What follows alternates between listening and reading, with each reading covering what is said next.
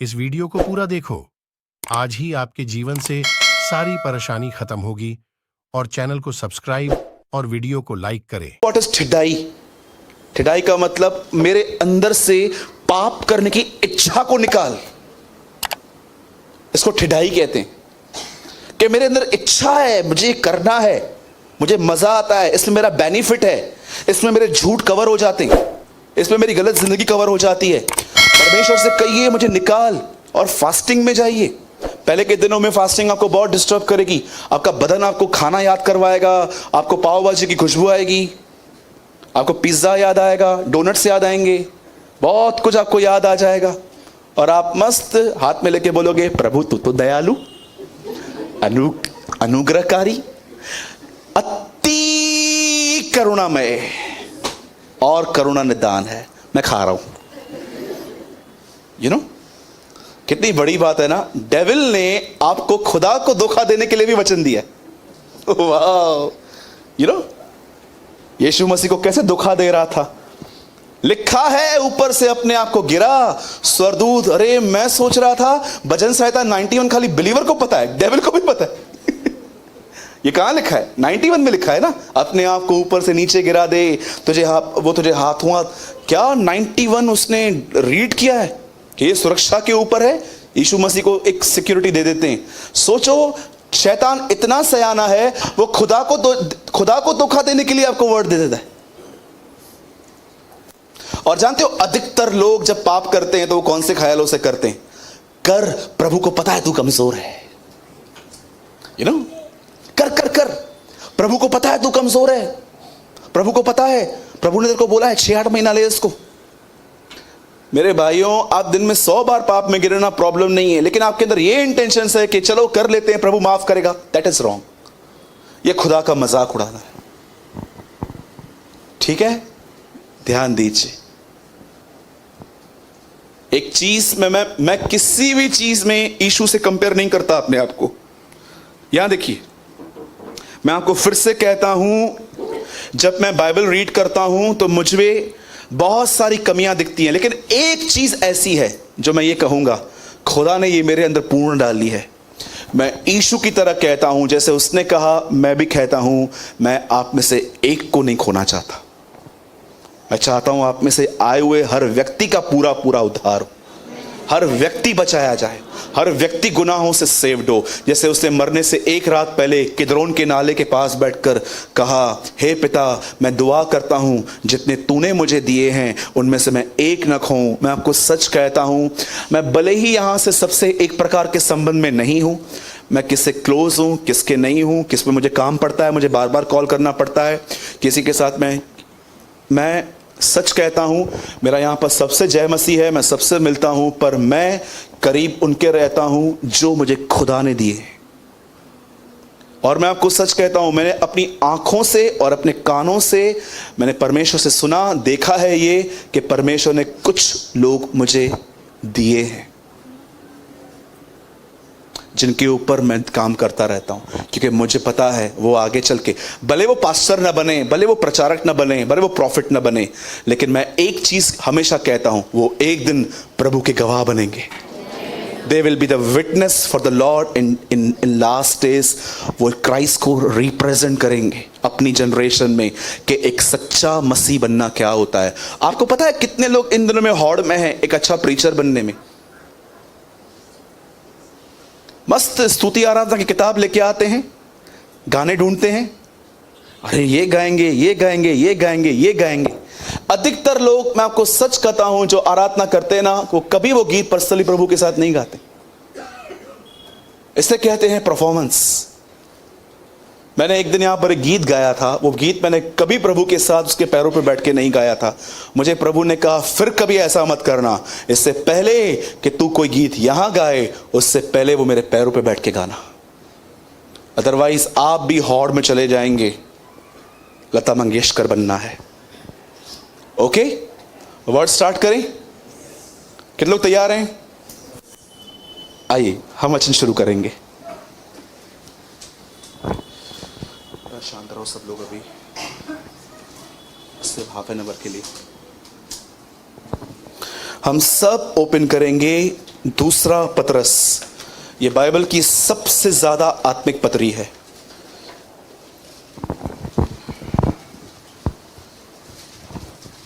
मेरी आवाज पीछे तक आ रही है? ओके।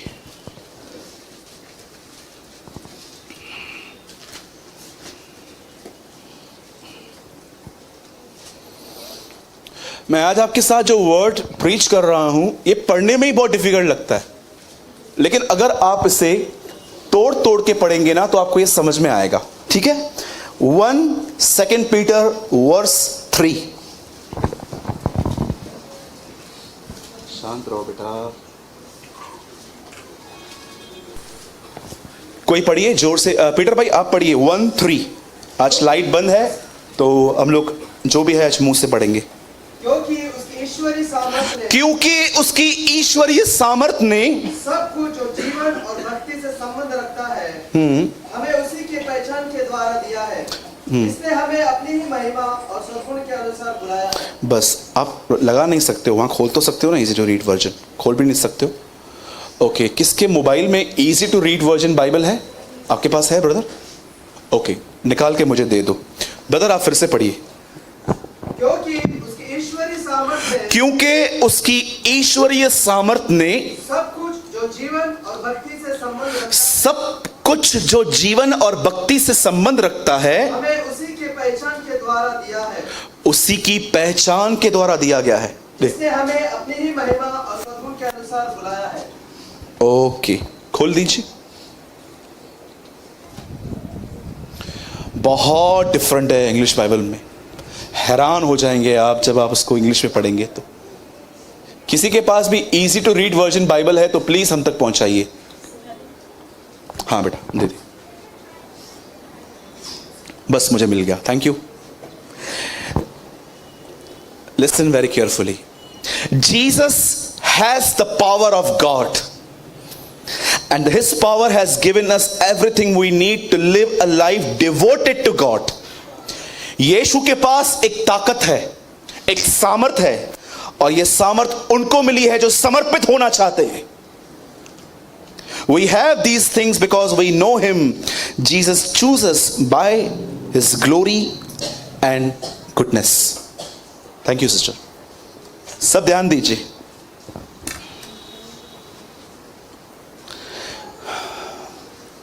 जो सोए हैं कहेंगे जय मसीह की। ओके, जागो, ठीक है?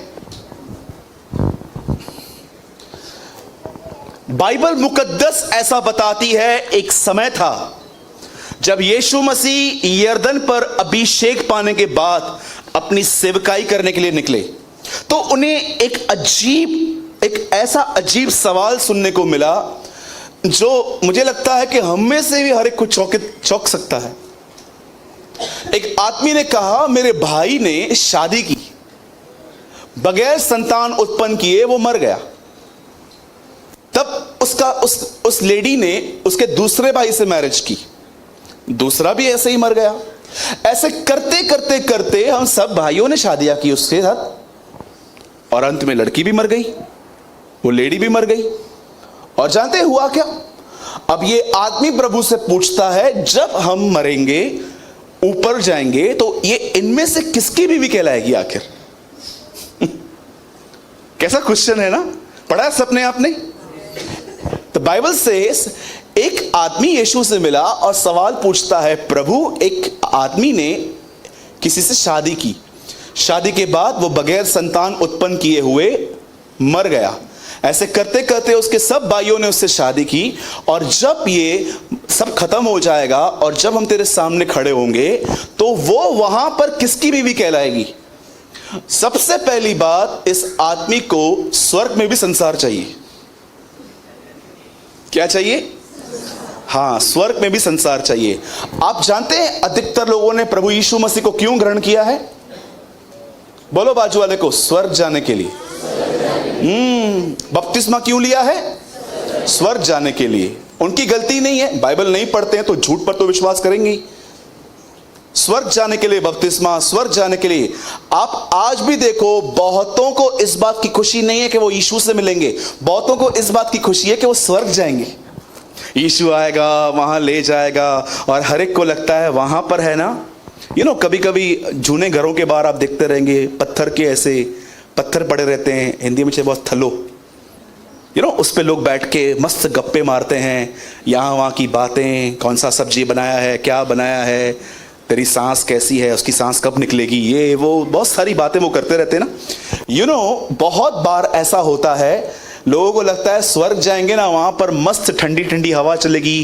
कैसे हम लोग खंडाला लोनावाला साइड जाते हैं तो वहाँ पर एक वाइट कलर का फॉग रहता है, उन्हें लगता है हेवन में फॉग होगा, वहाँ जाएंगे ठंडी ठंडी हवा होगी, पानी पड़ा रहेगा, पानी में पैर लाके से बैठे रहेंगे हम लोग।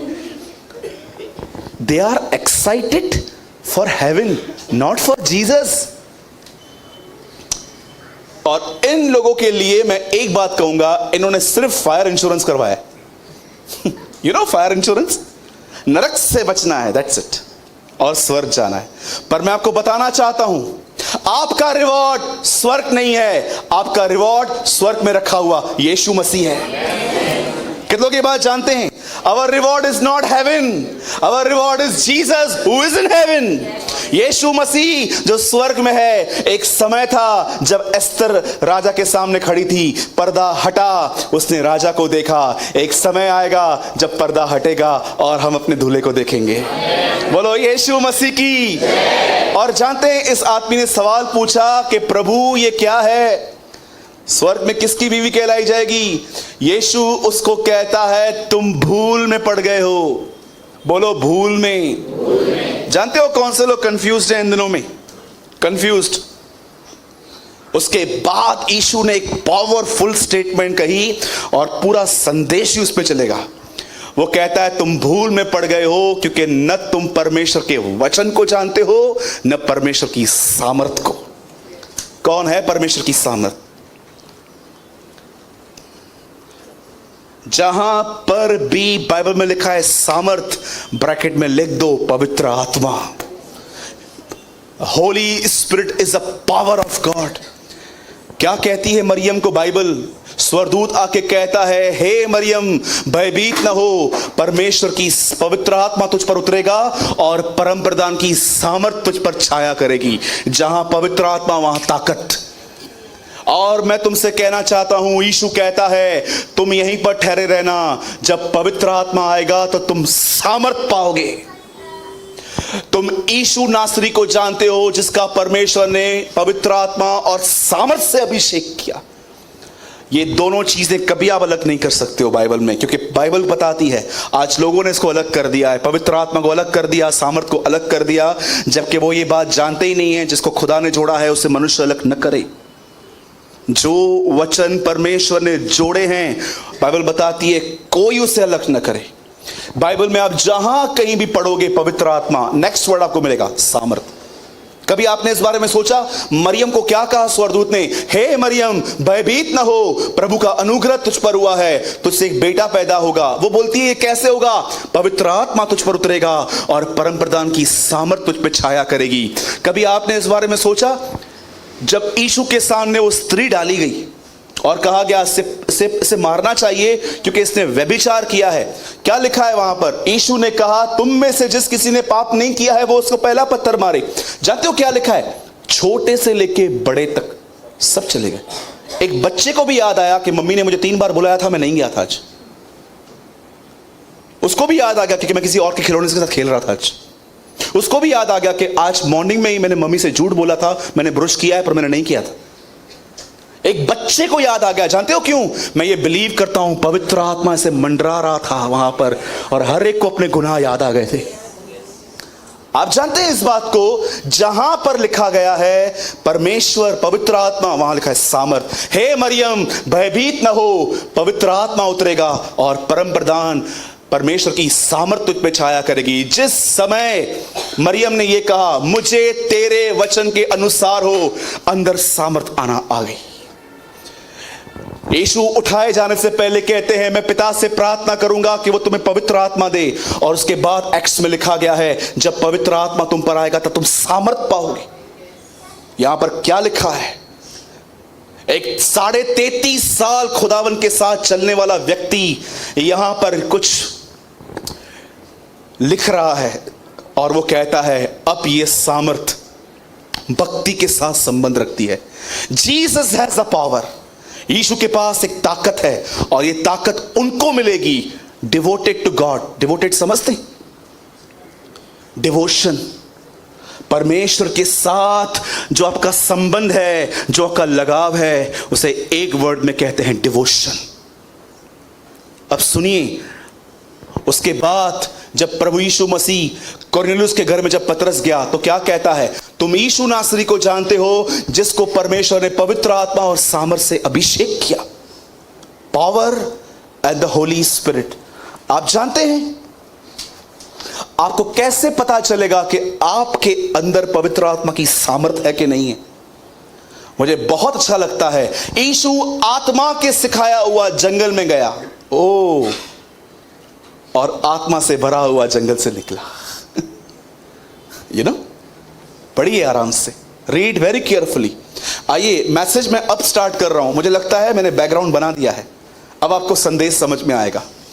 आप जानते हैं परमेश्वर ने पुराने नियम के अंदर सामर्थ कहां कहां भेजी? बाइबल ऐसा बताती है जब परमेश्वर ने इस सृष्टि को बनाया तो कैसे बनाया? अपनी सामर्थ से, वचन से और बुद्धि से। परमेश्वर ने अपनी ताकत पृथ्वी को बनाने के द्वारा प्रेजेंट की है। उसके बाद बाइबल बताती है एक समय आया जब प्रभु ने एक व्यक्ति को चुना, उसका नाम इब्राहिम था। उसकी जो बीवी थी वो एक बांस स्त्री थी। आप जानते हैं एक दिन क्या हुआ? जब वो अबीमेलेक के पास पहुंचे तो वहां पर क्या हुआ? बाइबल ऐसा बताती है, शांत हो बेटा। बाइबल ऐसा बताती है कि जब वो वहां पर पहुंचा तो अबीमेलेक ने क्या कहा? हमारे लिए प्रार्थना कर, क्योंकि उसके परिवार में किसी को बच्चा नहीं होता था। तब इब्राहिम ने प्रार्थना की और आप आराम से पढ़िए, सारा भी वहां खड़ी थी। जो अभिषेक उन पर आया वही अभिषेक सारा पर आया था और उसके बाद वो प्रेग्नेंट हुई। परमेश्वर ने दूसरी बार अपनी सामर्थ एक 90 साल की स्त्री के अंदर बच्चा पैदा करके दिखाई। उसके बाद एक समय आया जब इब्राहिम का जो पूरा खानदान था वो मिस्र में था, और जब वो लोग वहां से बाहर निकले, बाइबल बताती है एक समय आया जब वो लाल समुंदर पे पहुंचे, वो कुड़कुड़ा रहे थे। एक बार फिर से खुदावन ने अपनी सामर्थ वहां भेजी और उसको दो भाग कर दिया। उसके बाद आप आगे बढ़िए, एक और जगह है जब खुदावन के लोग उस अपने प्रतिज्ञा किए हुए देश में नहीं घुस पा रहे थे, वहां पर दीवारें थी और वो लोग वहां पर ये कह रहे थे प्रभु की जय जयकार, और परमेश्वर ने अपनी सामर्थ एक बार फिर से प्रकट की और से दीवारों को गिरा दिया। और एक बार फिर से बाइबल बताती है जब वो उस लैंड में गए तो उन्होंने गुनाह किए और खुदा ने तिबशी एलिया एक भविष्यवक्ता वहां पर भेजा और एलिया ने वहां पर आग गिराई थी। खुदा ने एक बार फिर से अपनी ताकत आजमाई। और आप आगे चल के पढ़िए, आपको पता चलेगा एक समय था जब शद्रक, मेशक, अबेदनगो आग के भट्ठे में गए, एक बार फिर से खुदा ने अपनी ताकत दिखाई। क्या आप इस बात को जानते हैं? परमेश्वर ने पुराने नियम में अपनी सामर्थ चमत्कारों के द्वारा दिखाई थी। आपको पुराने नियम में कोई ऐसा बड़ा एग्जाम्पल नहीं दिखेगा जिसका आप पीछा कर सको, क्योंकि सब अप डाउन्स में चलते थे। एक समय वो कहता था सारा मेरी बीवी है, दूसरी जगह पे वो कहता था ये मेरी बहन है। एक समय था जब शिमशोन लोगों को मारता था, दूसरी तरफ लड़की के सामने अपने लूपहोल्स खोलता था। एक समय था जब मूसा सबको सहता था, एक समय था जब वो भर जाता था तो अपना क्रोध दिखाता था। एक समय था जब इसहाक एक तरफ से खुदा की वाचा का व्यक्ति था, दूसरी तरफ खाने का प्रेमी बन गया था। आप पुराने नियम के अंदर बहुत कम लोगों को फॉलो कर पाओगे।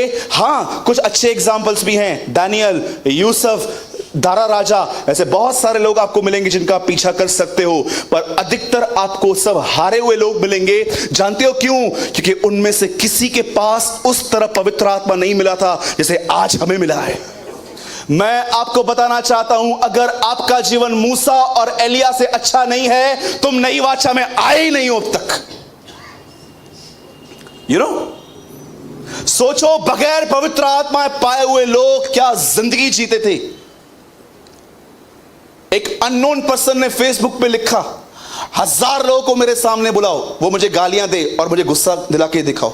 एक विदाउट होली स्पिरिट वाला व्यक्ति कहता है मुझे गुस्सा दिला के दिखाओ। अरे पवित्र आत्मा से भरे हुए लोगों को क्या करना चाहिए? सोचो।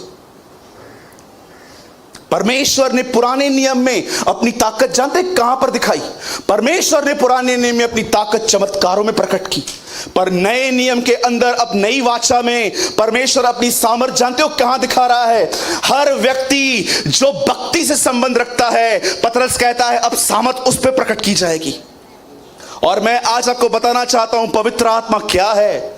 ध्यान से सुनो, शैतान सुना देगा आज आपको। यहां पर देखना, मुझे तो ऐसा लग रहा है, क्योंकि मैं जानता हूं आज का संदेश क्या है। आज संदेश नहीं है, आज एक प्रॉफिटिक हिंट है आपके लिए, एक भविष्यवक्ता के समझिए, एक ऐसा समझिए, एक प्रॉफिटिक संदेश है आपके लिए आज के आप फ्यूचर में क्या कुछ नहीं कर सकते हो। आपको पता है एक दिन क्या हुआ?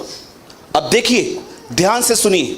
अगर आप ये बात जानना चाहते हो, अगर एक आदमी इस पवित्र आत्मा की सामर्थ्य से भर गया तो वो कहां तक जा सकता है, तो सुनिए। एक समय था जब यीशु मसीह यरदन नदी पे यीशु मसीह किद्रोन के नाले पर थे। उन्होंने प्रार्थना की और उसके बाद उन्होंने पर्सनल प्रेयर स्टार्ट की। पहले उनकी प्रार्थना कैसी थी? चेलों के लिए। उसके बाद उन्होंने अपने लिए प्रार्थना की और उस प्रार्थना में खुदावन से उन्होंने कहा, हे पिता, यह प्याला जिसमें पाप है और ये जब मैं पीऊंगा, मैं जानता हूं तेरे साथ मेरी संगति टूट जाएगी। पिता, मैं न कीलों से डरता हूं, न मैं कोड़ों से डरता हूं, न मैं बेइज्जती से डरता हूं। 1000 बार सह लूंगा, लेकिन मैं 5 मिनट के लिए भी तुझसे अलग नहीं होना चाहता। क्या ये हो सकता है ये प्याला हटे? कई लोग सोचते हैं यीशु प्रार्थना कर रहा था क्रूस हट जाए। अरे शद्रक, मेशक, अबेदनगो उसके दास प्रेस करते करते मर रहे थे और उनका खुदा इतना कमजोर होगा? नेवर।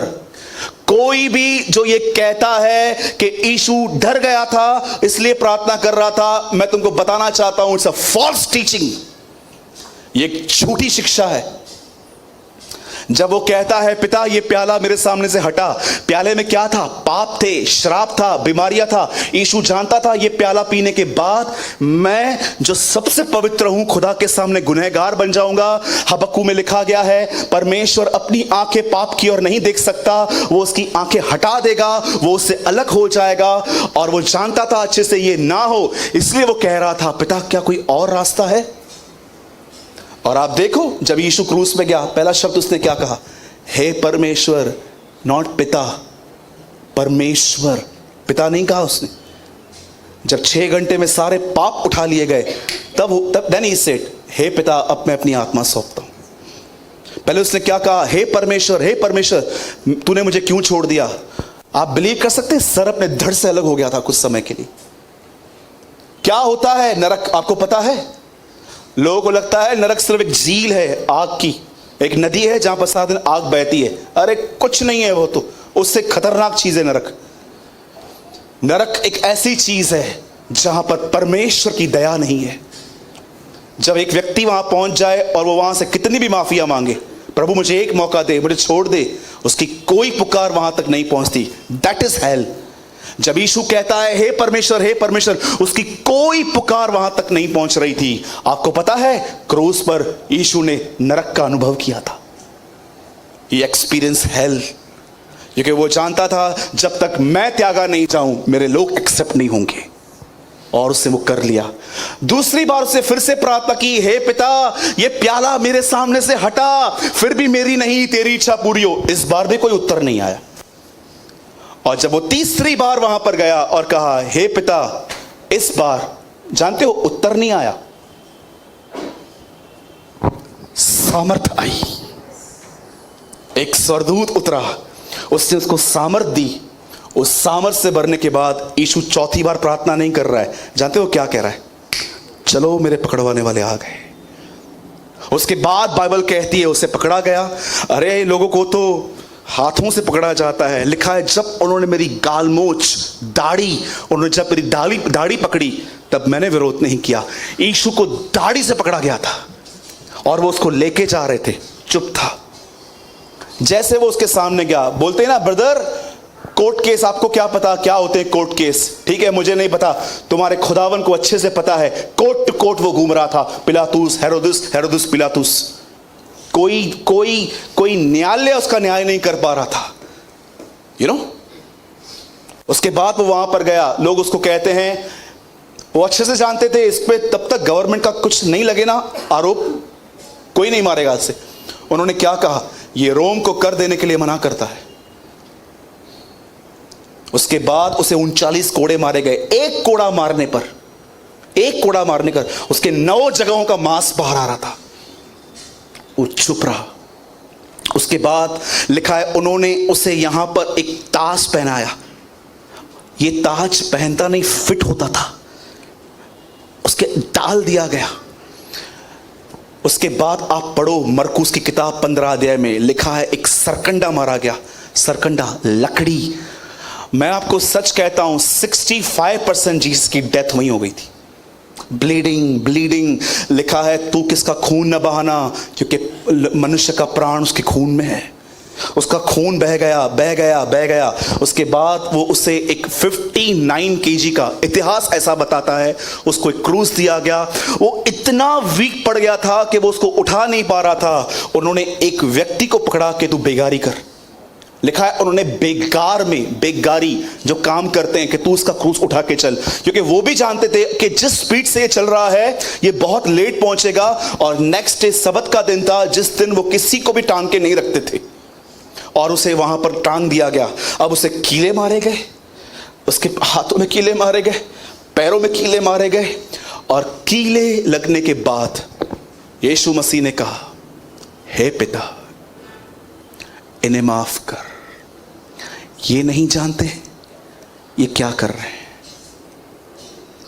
अब आप कहोगे, ब्रदर सुसमाचार बता रहे हो क्या? नहीं, ये सुसमाचार नहीं है। सुनिए, यहां देखिए, सब यहां देखिए 2 मिनट के लिए।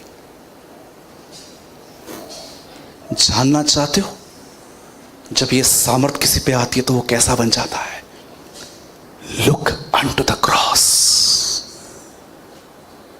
क्रूस पे देखो, उसकी सहने की ताकत देखो। जिस व्यक्ति के ऊपर पावर आता है उसकी सामर्थ वो ऐसा बन जाता है। तुमसे पूछता हूं, कौन हो तुम आज? किधर हो तुम? सोचो। धोखे में जिंदगी जी रहे हो। हैड नॉलेज है तुम्हारे पास, यहां पर हैड नॉलेज, मत्ती में ये लिखा है, मरकुस में लिखा है, इधर एम्प्टी। थोड़ी थोड़ी बातें चुपती हैं तुम्हें। जानते हो क्यों? क्योंकि तुम्हारे पास सिर्फ हैड नॉलेज है, रट्टी हुई बाइबल है, क्लेवरनेस है तुम्हारे पास। पतरस में भी ये लिखा है, मत्ती में भी ये लिखा है। देखो रेवलेशन, दूर दूर तक वो रेवलेशन नहीं है। रेवलेशन एक ही है बाइबल का। एक परमेश्वर के महान जन के पास 19वीं सदी में एक आदमी गया और उसको कहा, ब्रदर मुझे बाइबल का सबसे